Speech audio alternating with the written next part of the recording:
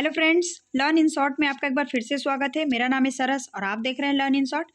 Friends, जैसा कि मैंने आपको पिछले वीडियो में बताया था कि मैं आपको एक फॉर्म भरने का वीडियो बनाकर दूंगी और एक दो व्यूअर का कमेंट भी था कि एक वीडियो फॉर्म भरने का आप डिटेल बता दीजिए।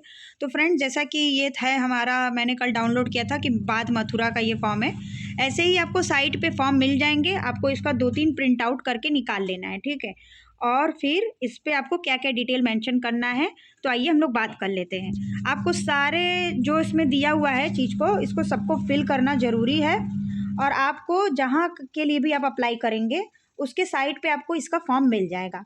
तो चलिए, उसके बाद आप इसको डाउनलोड करके आप इसका 2-3-4 प्रिंट आउट निकाल के अपने पास रख लीजिएगा, क्योंकि कुछ भी गलत हो तो आप उसको फिर दोबारा से करेक्शन कर पाए, क्योंकि वो लोग फॉर्म बहुत अच्छे से चेक करते हैं। तो आइए हम लोग बात कर लेते हैं कि आपको कैसे इस फॉर्म को फिल करना है। तो जैसा कि देखिए, सबसे पहले लिखा है कि पोस्ट अप्लाइड फॉर, आप किसके लिए अप्लाई कर रहे हैं यहाँ पे आपको मेंशन कर देना है। Subject apply for, in case of PGT और टीजीटी, जैसा कि आपको यहाँ पे लिख देना है कि पोस्ट अप्लाइड फॉर, मतलब कि आप पीआरटी के लिए अप्लाई कर रहे हैं, टीजीटी, पीजीटी, नर्स, काउंसलर या जो भी व्हाटएवर। और उसके बाद फिर यहाँ पे देखिए लिखना है आपको, अगर आप पीजीटी टीजीटी के लिए अप्लाई कर रहे हैं तो यहाँ पे आपको पर्टिकुलर एक सब्जेक्ट जो आपका होगा मेन, उसको यहाँ पे मेंशन कर देना है। उसके बाद फिर आगे आ जाते हैं। आगे देखिए आपको क्या भरना है। आगे देखिए candidate name in capital word, आपको अपना नाम यहाँ पे कैपिटल मतलब कि बड़े अक्षरों में लिख देना है, और फादर का नाम फिर आपको नीचे यहाँ पे लिख देना है। और इतना आपको भी समझ में आ रहा होगा। और उसके बाद फिर यहाँ पे मोबाइल नंबर अपना मेंशन कर देना है, मैंडेटरी है। ईमेल आईडी मेंशन कर देना है, मैंडेटरी है।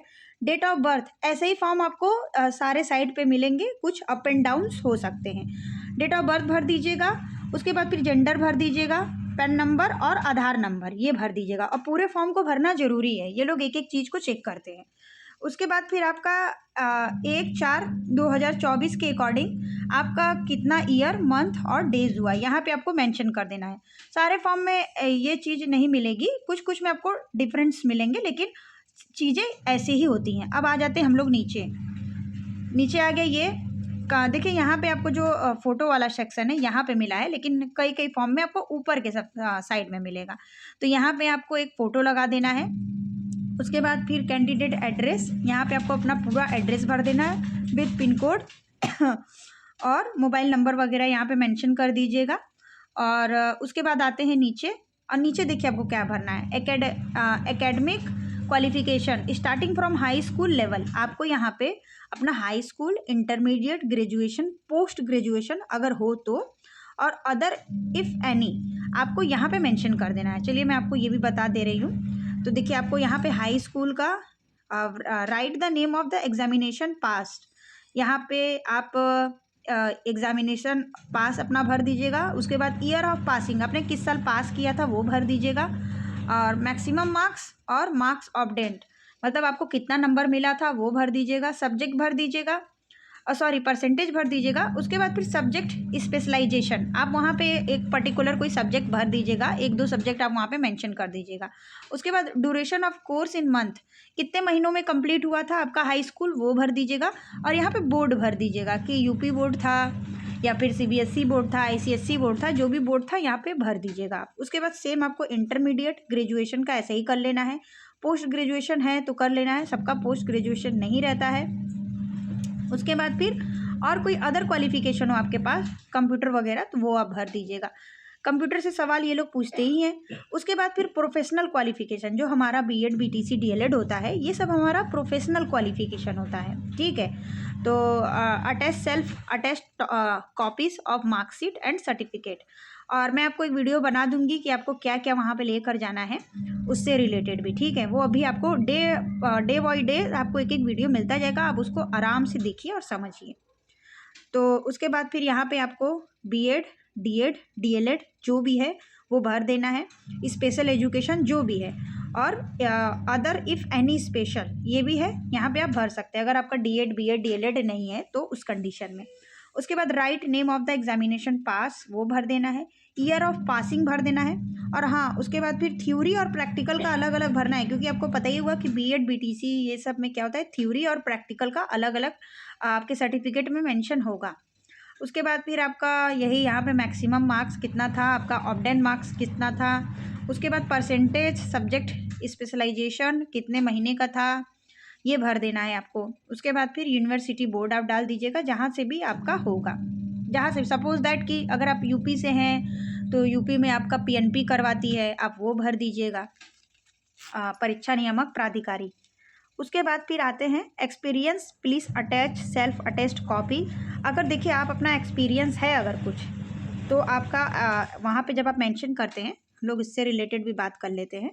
उसके बाद फिर जैसे कि ये था एक्सपीरियंस से रिलेटेड, अगर आपका एक्सपीरियंस है और एक्सपीरियंस सर्टिफिकेट है तभी आप यहाँ पे मेंशन करिएगा, नहीं तो फिर मत करिएगा, क्योंकि वो यहाँ पे लिखना मान्य नहीं करते हैं, वो आपसे एक्सपीरियंस सर्टिफिकेट मांगते हैं। अगर एक्सपीरियंस है तो आप यहाँ पे लिख दीजिएगा पोस्ट हेल्ड, मतलब किस पोस्ट के लिए आप कर रहे थे। उसके बाद नेम ऑफ इंस्टीट्यूशन, कहाँ पे आप पढ़ा रहे थे और कब से कब तक पढ़ाया आपने, कंप्लीट ईयर एंड मंथ, कितना दिन आप वहाँ पे वर्क किए, क्लास किस क्लास को पढ़ाते थे और कौन सा सब्जेक्ट पढ़ाते थे, स्केल ऑफ पे एंड सैलरी पर मंथ, ये सारी चीज़ें ये मेंशन करिएगा। लेकिन साथ में आपके पास एक्सपीरियंस सर्टिफिकेट भी होना अनिवार्य है, ठीक है। नहीं तो आप एक्सपीरियंस मत मेंशन करिएगा, वो लोग कहते हैं कि बिना सर्टिफिकेट के मान्य नहीं होता है। मैंने कई जगह पे दिया था तो सेम रूल ही होता है। उसके बाद फिर आपसे पूछा जाएगा कि bilingual proficiency in English and Hindi please mark, आप हिंदी और इंग्लिश में पढ़ा सकते हैं, यस नो जो भी होगा वो कर लीजिएगा। लेकिन आजकल दोनों में पढ़ाना ज़रूरी होता है, आपको इंग्लिश थोड़ा मोड़ा आना चाहिए। Do you have proficiency in computer application, देखिए पीआरटी के लिए कंप्यूटर बहुत ही वहाँ पे इन लोग ज़रूरी कर देते हैं। और उसके बाद फिर क्या बोलते हैं कि कंप्यूटर से वो आपसे क्वेश्चन भी करेंगे, कंप्यूटर उनको चाहिए कि बच्चों को आप थोड़ा बहुत कंप्यूटर पढ़ा सकें। उसके बाद फिर इसमें इन्होंने एक चीज़ और मेंशन किया है, RCI registration, MCI registration, doctor nurse के लिए है ये सब, ठीक है, तो वो उनके लिए आप छोड़ दीजिएगा। और जो ये ऊपर तक बताया गया है एक्सपीरियंस तक और बाइलिंगुअल कंप्यूटर, ये सब आप भर दीजिएगा।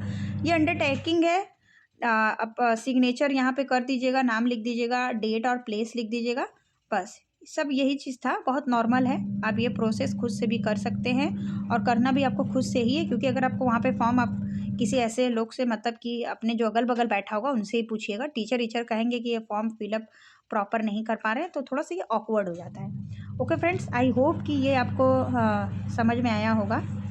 तो ये चीज़ें, बाकी कोई आपका सवाल है तो कमेंट कर दीजिएगा, मैं आपको कमेंट में जवाब दे दूँगी। वीडियो पसंद आए तो वीडियो को लाइक करिए, चैनल को सब्सक्राइब करिए और अपने फ्रेंड्स के साथ शेयर ज़रूर करिए, ये बहुत ही ज़्यादा इन्फॉर्मेटिव वीडियो है। ओके फ्रेंड्स, मिलते हैं नेक्स्ट वीडियो में।